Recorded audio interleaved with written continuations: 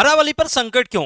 क्या है supreme court का आदेश जिससे लग रहा है कि अब जो दुनिया की सबसे पुरानी पर्वतों में से है, हिमालय के पहले से बनी हुई जो पर्वत है, वो अब खत्म होने जा रही है। ऐसा क्या आदेश दे दिया है सुप्रीम कोर्ट में जिससे देश में मच चुका है एक शोर कि अरावली को बचाओ, नहीं तो होगी बहुत बड़ी तबाही। और इसी में एक मुहिम भी दी जा रही है कि क्या एक पेड़ मां के लिए जो प्रधानमंत्री जी ने कहा था, क्या अब वो अरावली के लिए भी आएंगे, अरावली को बचाएंगे? तो यहां पे बात आने वाली है अरावली पर्वत की कि ऐसा क्या कह दिया सुप्रीम कोर्ट में जिससे लग रहा है कि अरावली माउंटेन का अब अस्तित्व जो है वो खत्म हो जाएगा और फिर जो थार मरुस्थल है उसको बढ़ने से कोई रोक नहीं पाएगा और भारत में एक बहुत भूचाल आने वाला है। तो जी हां साथियों, आज मैं फिर से एक अपडेट के साथ आपके साथ जुड़ चुका हूं और आज हम उस पर पूरी विस्तार से चर्चा करने वाले हैं कि क्यों भाई यहां पे इतनी चर्चाएं हो रही हैं। जो आप सामने हमारे देख रहे हैं इतनी शानदार हरियाली, अब वो शायद आपको ना दिखाई दे क्योंकि सुप्रीम कोर्ट ने ऐसा आदेश दे दिया है। और ऐसा क्यों है? क्योंकि ये सबसे पुराना पर्वत माना जाता है और ये एक प्रकार का अवशिष्ट पर्वत है, मुर्दार पर्वत है। पर अब क्या ये बचेगा या नहीं, क्योंकि अब इसको दिया जाने वाला है खनन के लिए। अब खोदो जितना खोद सकते हो अरावली को, क्योंकि अब अरावली के लिए संकट आ ही चुका है। तो चलिए भैया शुरुआत करते हैं आज की इस कंडीशन की कि ऐसा क्या है। और यहाँ पे एक मुहिम बचा है, यहाँ पे अरावली बचाओ भैया, अरावली बचाओ। क्या है ऐसा यहाँ पे? तो देखिएगा 3 अरब साल पुरानी ये पर्वत श्रृंखला है जिस पर संकट गहरा रहा है। और हाल ही में सुप्रीम कोर्ट के एक निर्देश को लेकर यहाँ पर जो आपके पर्यावरण के जितने भी चिंतक हैं और सामाजिक संगठन जो हैं बहुत ज्यादा चिंता में आ चुके हैं, क्योंकि सुप्रीम कोर्ट ने कहा है कि जिस पर्वत की ऊंचाई 100 मीटर से कम है उसे हम पर्वत नहीं मानेंगे, उसे अरावली का भाग नहीं माना जाएगा। मतलब इसका मतलब ये हो रहा है कि अरावली का 90% भाग जो है वो 100 मीटर से ऊंचा है ही नहीं। इसका मतलब 90% अरावली जो होने वाली है वो समाप्त हो जाएगी और फिर यहाँ पे हमारे देश में एक भूचाल आने की संभावना बन सकती है। पर्यावरण कौन बचाएगा? दिल्ली की स्थिति खराब देख रहे हो, आप हरियाणा की स्थिति देख रहे हो और फिर कह रहे हो कि आप हरियाली हटा रहे हो। क्यों भाई, क्यों ऐसा करने जा रहे हो आप?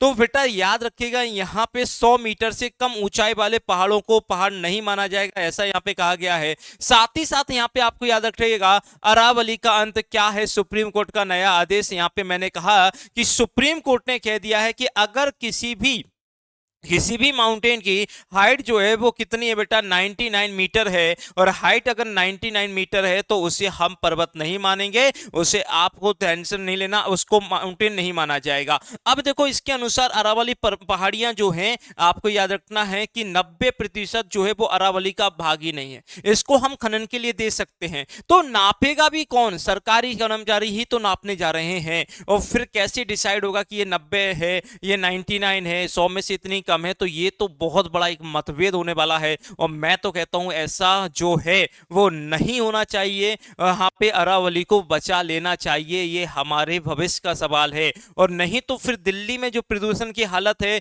हरियाणा में प्रदूषण की हालत है, नोएडा वाले क्षेत्रों में हालत है, वो सारे के सारे देशों में हालत बहुत बुरी हो जाएगी। कौन बचाएगा फिर देश को? कौन बचाने वाला है? तो इसके लिए देखेगा यहां पे फिर देखिएगा 100 मीटर ऊंचाई की परिभाषा को स्वीकार कर लिया है। मतलब सुप्रीम कोर्ट ने यह बात स्वीकार कर ली है और यह स्वीकार करते हुए कहा है कि 100 मीटर की ऊंचाई की परिभाषा को स्वीकार करते हुए सर्वोच्च न्यायालय ने मंत्रालय से भारतीय वन अनुसंधान एवं शिक्षा परिषद की सहायता से अरावली पहाड़ियों के सशक्त जो खनन हेतु प्रबंधन योजना विकसित करने को कहा है। मतलब यहां पे खनन किया जाएगा, खुदाई होगी, तो अब अरावली खोदा जाएगा, उससे निकाले जाएंगे खनिज। पर क्या पर्यावरण को बचाया जा सकता है?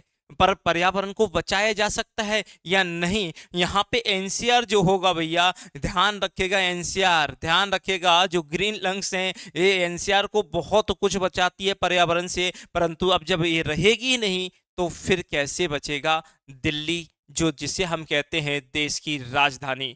इसके बाद देखिएगा न्यायालय ने पूरी अरावली श्रृंखला के लिए एक नए, ध्यान रखेगा, एक पूरा का पूरा प्रबंधन योजना तैयार करने का निर्देश दिया है। साथ ही साथ अरावली क्यों है जरूरी, ये भी तो हमारे लिए बहुत जरूरी है, क्योंकि देख रहे होगे कि ये देखो राजस्थान वाला थोड़ा सा पार्ट है, ये आप देख रहे होगे कि राजस्थान है, गुजरात है, ये आपका हरियाणा है, इसी बीच में आपको दिल्ली भी देखने को मिल जाएगा। तो देखिएगा हरियाणा हो गया, राजस्थान हो गया, गुजरात हो गया, दिल्ली तक ही फैली हुई है। और यह थार रेगिस्तान को पूर्व की ओर बढ़ने से रोकती है। थार रेगिस्तान जो हमारा है उसको पूर्व की ओर बढ़ने से रोक रही है। ये पहाड़ियां भूजल जो है रिचार्ज करती हैं और प्रदूषण कम भी करती हैं।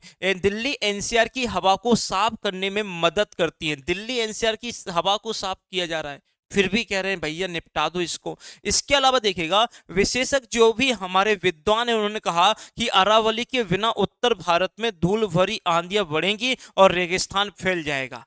बिल्कुल फैलेगा, क्योंकि अभी जितनी भी रेगिस्तान से जो धूल उड़ती है वो कौन सहता है, वो अरावली माउंटेन क्या करता है, अपने से टकरा लेता है। इस साइड यहाँ पे धूल वगैरह नहीं आ पाती है। पर जब ये रहेगा ही नहीं तो फिर किससे टकराएंगी वो धूलें और सीधा चले आएंगी, तो फिर बहुत जबरदस्त कहानी होगी। दशकों के अवैध खनन और अतिक्रमण से इन पहाड़ियों को नुकसान पहुंचा है। वैसे भी यहां पर आपको बता देते हैं, यहां पर वैसे भी बहुत ज्यादा खनन हो रहा है, पर वो अवैध है, और अवैध है तो फिर इस पर रोक लगानी ही चाहिए। और देखिएगा खनन के विरोध उठाए गए कदम क्या है। मई 2024 में न्यायालय ने अरावली श्रृंखला के खनन लीज पर देने और नवीनकरण पर रोक लगाई थी। इस पर ध्यान रखेगा, ये हमारे पर्यावरण मंत्री हैं भूपेंद्र जी, और इनके द्वारा ही देखिएगा ये हमारी सरकार के द्वारा ही पूरा का पूरा बताया गया है कि जो 90, ध्यान रखेगा 99 मीटर में आएंगे वो उनको पहाड़ नहीं माना जाएगा। इसको सुप्रीम कोर्ट ने भी एक्सेप्ट किया है। अब देखिएगा इसके लिए एक समिति बनाई गई, उस समिति ने देखिएगा पूरा का पूरा कहानी बताई। इसके बाद देखिएगा अगर हम देखते हैं कि अरावली का महत्व क्यों है, क्योंकि ये लगभग 692 किलोमीटर तक उत्तर पूर्व दिशा में फैली हुई है। ये किस किस को कवर करती है, तो गुजरात, राजस्थान, हरियाणा से होकर दिल्ली तक जाती है। और राजस्थान में लगभग इसका 2/3 हिस्सा है। ध्यान रखिएगा सबसे ज्यादा जो है बेटा, ध्यान रखिएगा राजस्थान में ही है। और यह थार जो आपका रेगिस्तान है उसको पूर्व की ओर विस्तार को हरियाणा, राजस्थान, पश्चिमी उत्तर प्रदेश में रोकने वाली एक महत्वपूर्ण जो है भाई साहब पर्वत है, श्रेणी है। अगर ये नहीं रहेगी तो थार मरुस्थल या थार रेगिस्तान को हम नहीं रोक पाएंगे। इसके लिए देखिएगा बहुत सारी चीजें इसमें होती हैं। साबरमती, लूनी जैसी नदियों को ये भाई स्रोत है, ये सोर्सेस होते हैं। यहाँ पे बलुआ पत्थर जो है, चूना पत्थर है, ग्रेनाइट है, सीसा है, जस्ता, तांबा, सोना, टंगस्टन जैसी धातुएं भी इस क्षेत्र में पाई जाती हैं। इन पर ही नजर है, इन पर ही नजर है, इसलिए तो कहा गया एक नई परिभाषा लाई गई, और इस नई परिभाषा ने 90% अरावली को खत्म करने की बात हो रही है। अब देखिएगा इस पर देखिएगा अरावली संरक्षण के प्रारंभिक जो प्रयास किए गए।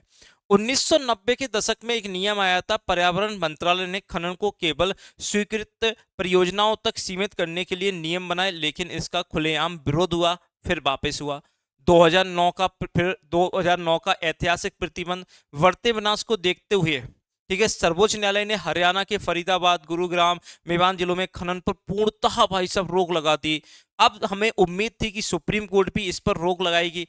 मई 2024 का आदेश आया कि संकट की गंभीरता को पहचानते हुए न्यायालय ने पूरी श्रृंखला में नए खनन पट्टे जो हो रहे थे उन पर रोक लगा दी। पर इसके बाद फिर सरकार लेकर आई ग्रीन वॉल पहल 2025, और इस ग्रीन पहल जो आपको याद रखना, ग्रीन वॉल पहल आती है 2025 में। इसमें अरावली के आसपास वाले क्षेत्र में एक ग्रीन वॉल बनाई जाएगी, मतलब इस तरह से एक पूरी रेखा। आपको पता है कि देश में कितने पेड़ काटे जाते हैं, उसके बाद कितने लगाए जाते हैं, और क्या ग्रीन वॉल पहल जो भारत सरकार ने शुरू की है वो क्या संभव हो पाएगी? क्या यहाँ पे ये जो मुहिम चलाई गई है एक पेड़ माँ के लिए, तो ये क्या ये संभव है कि अरावली को आप खत्म कर दें? अरावली को बचाना बहुत जरूरी है।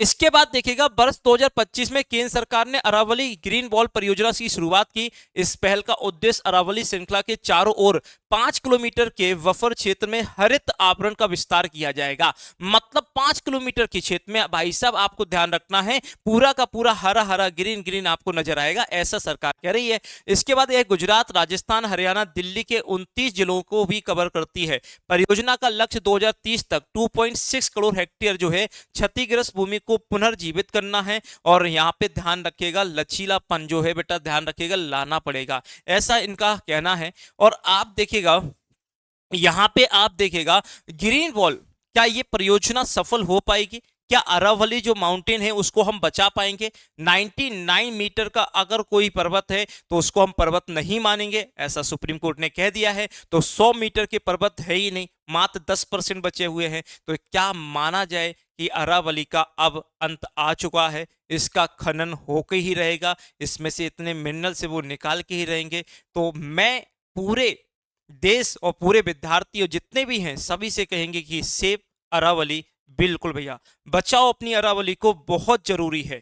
इसी के साथ साथ आपको ध्यान रखिएगा, यहाँ पे आपको बता देते हैं कि अपने विनर्स के आपके सोशल मीडिया अकाउंट से इनको आप फॉलो कर सकते हैं। साथ ही साथ ये पूरे के पूरे टेलीग्राम चैनल हैं, इनको ज्वाइन कर सकते हैं। साथ में आपको ध्यान रखना है बेटा, अगर आपको कोई भी, ठीक है, अगर आपको कोई भी कोर्स परचेस करना है, आपने देखा होगा बहुत सारे कैलेंडर आपके जारी हो चुके हैं। व्यापम का कैलेंडर जारी हो चुका है, एसएससी का कैलेंडर भी आने वाला है, रेलवे का कैलेंडर भी जारी हो चुका है। तो इतने सारे कैलेंडर जारी हो चुके हैं, तो क्या आपने पढ़ने की तैयारी शुरू कर दी है?